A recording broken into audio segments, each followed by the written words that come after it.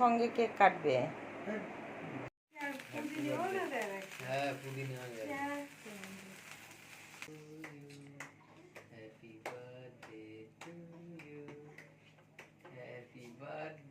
জোরে বল বৌদি। Happy birthday to you.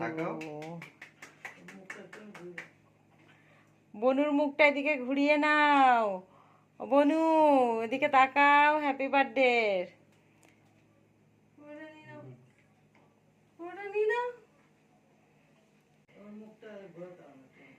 থাক, বনুর মুখটা এদিকে ঘোরাও একটু দেখি। বনুকে দেখাই একটু। বনু, বনু কেক খাবে একটু।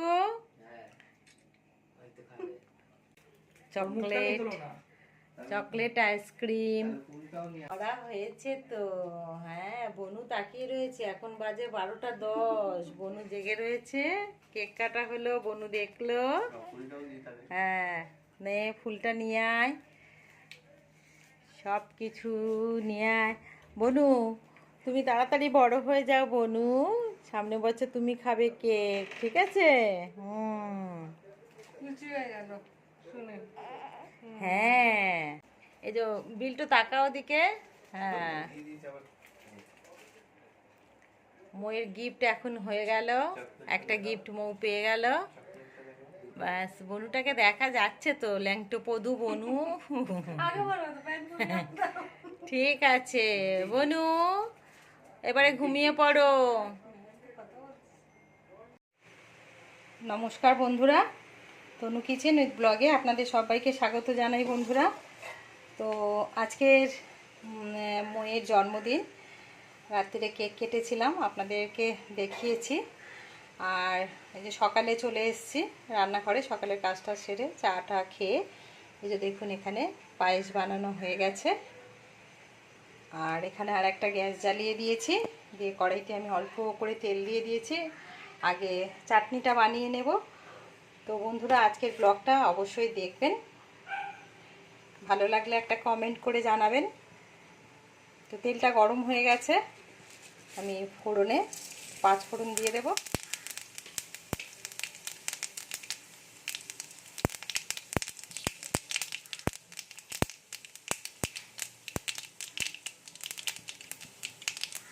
টমেটোগুলো দিয়ে দেব।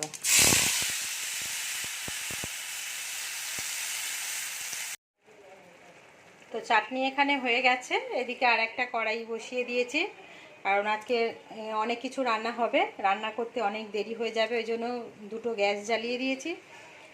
তো কড়াইতে তেল দিয়ে দিয়েছি, গরম হয়ে গেছে। এবারে পাঁপড় আর ভাজার জিনিসগুলো ভেজে নেব। তো বন্ধুরা আজকের রেসিপি হচ্ছে 5 রকম ভাজা তো থাকবেই, আর সঙ্গে থাকবে বিরিয়ানি।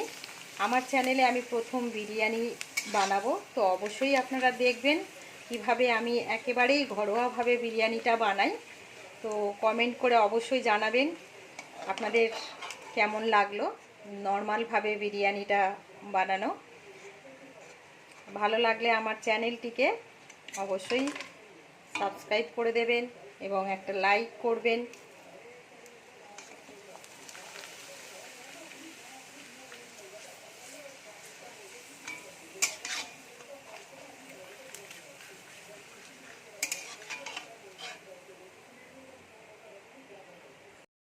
বন্ধুরা ভাজা হয়ে গেছে, আর এখানে বিরিয়ানি বসিয়ে দেব। একেবারেই নর্মালভাবে একবারেই বসাবো, কোনো আলাদা করে গ্রেভি করে নয়, একবারেই বসাবো। তো এই যে দেখুন তেল দিয়ে দিয়েছি, সর্ষের তেল। তেল গরম হয়ে গেছে, আর এখানে বিরিয়ানির জন্যে কিছু মশলা দিয়ে দেব। জায়ফল, জয়িত্রী, দারচিনি, এলাচ, লবঙ্গ, শাহজিরে এবং শাহমরিচ আছে, এগুলো আমি সব তেলে দিয়ে দেবো।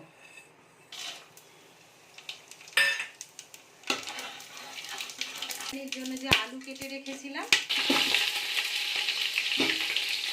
আলুগুলো একটু ভেজে নেব, নিয়ে তার মধ্যে একেবারে চিকেন তুলে দেবো।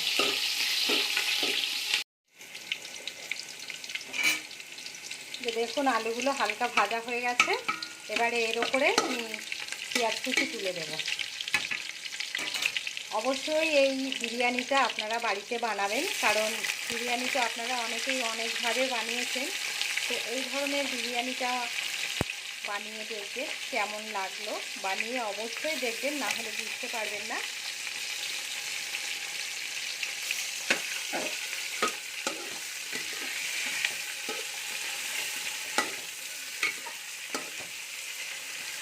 পেঁয়াজটা একটু ভাজা ভাজা হয়ে গেলে চিকেনটা দিয়ে দেবো।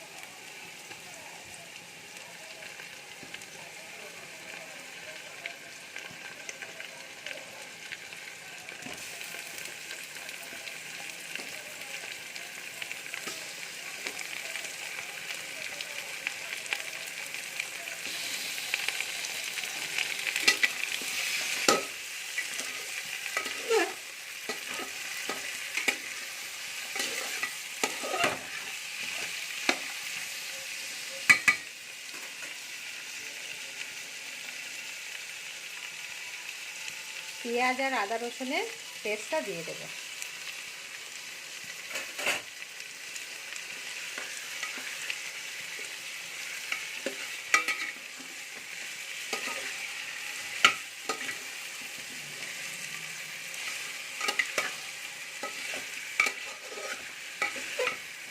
পেঁয়াজ আর আদা রসুনটা কষানো হয়ে গেলে আরও কিছু মশলা এর মধ্যে আমি দিয়ে দেবো।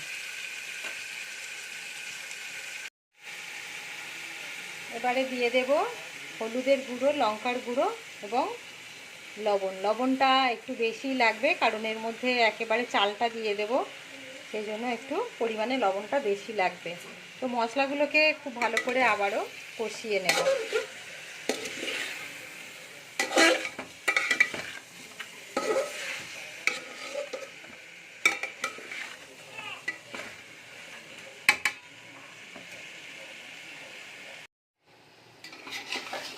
তো চিকেনটা কষানো হয়ে গেছে, এবারে আমি চালটা দিয়ে রেখে দেবো। চালটা ভিজিয়ে রেখেছিলাম 8 ঘন্টা মতো, এবারে চালটা দিয়ে দেব।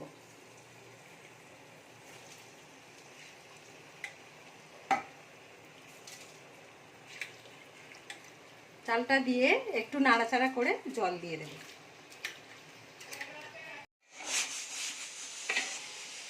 খুব ভালো করে মিশিয়ে নেব।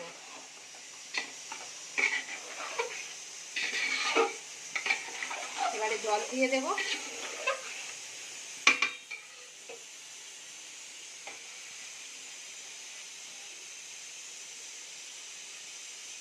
জলটা ফুটে উঠলে আরো কিছু মশলা দিয়ে দেব।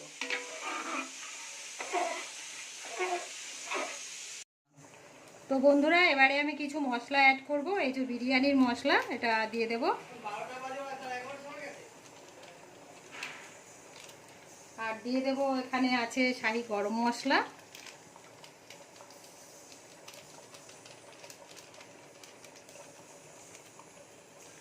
আর দিয়ে দেব এই যে মিঠা আতর, কেওড়া জল আর একটু গোলাপ জলের মিশ্রণটাও দিয়ে দেব।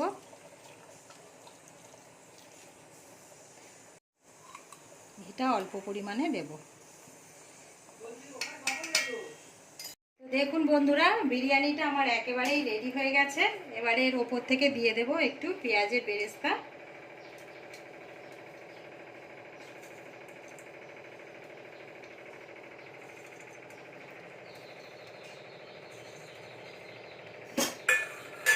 আর দিয়ে দেব খানিকটা ধনেপাতা কুচি।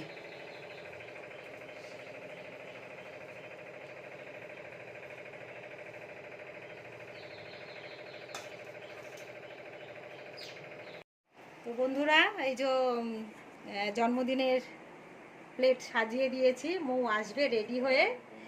তো এই যে বিরিয়ানি আছে, স্যালাড আছে, ওখানে 5 পদের ভাজা আছে, 4 পদের ভাজা আছে, এখানে পাঁপড় ভাজা আছে, চিকেন কষা, পায়েস, চাটনি আর মিষ্টি রয়েছে। তো এবারে মৌ এসে বসবে, ও খেয়ে বলবে বিরিয়ানি কেমন হয়েছে, চিকেন কষা কেমন হয়েছে। তো আপনারা অবশ্যই বিরিয়ানিটা বাড়িতে ট্রাই করবেন।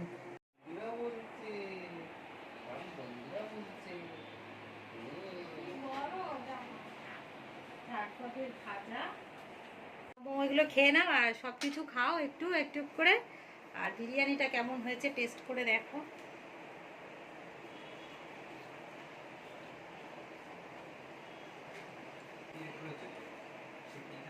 খুব সুন্দর হয়েছে। আচ্ছা, আমাদের বাড়িতে আজকে একটা অকেশন আছে, সেই অকেশনের জন্য আজকে আমাদের বাড়িতে বিরিয়ানি রান্না হয়েছে। একদম ঘরোয়াভাবে তৈরি হয়েছে, যেইভাবে বিরিয়ানি তৈরি হয় সেভাবে না। তো এই বিরিয়ানি, তার সঙ্গে বিরিয়ানির সঙ্গে মাংস আর এমনি একটা কষা মাংস করা হয়েছে, আর আলু আছে তার মধ্যে। তো আমি এখন খেয়ে আপনাদের বলবো যে কেমন হয়েছে। এই দেখুন, বিরিয়ানির মাংসটা কিন্তু বেশ নরম হয়েছে, বিরিয়ানির ভিতরে যে মাংসটা থাকে সেটা কিন্তু ভালো নরম হয়েছে। তো আমি এই বিরিয়ানিটা খাচ্ছি এখন।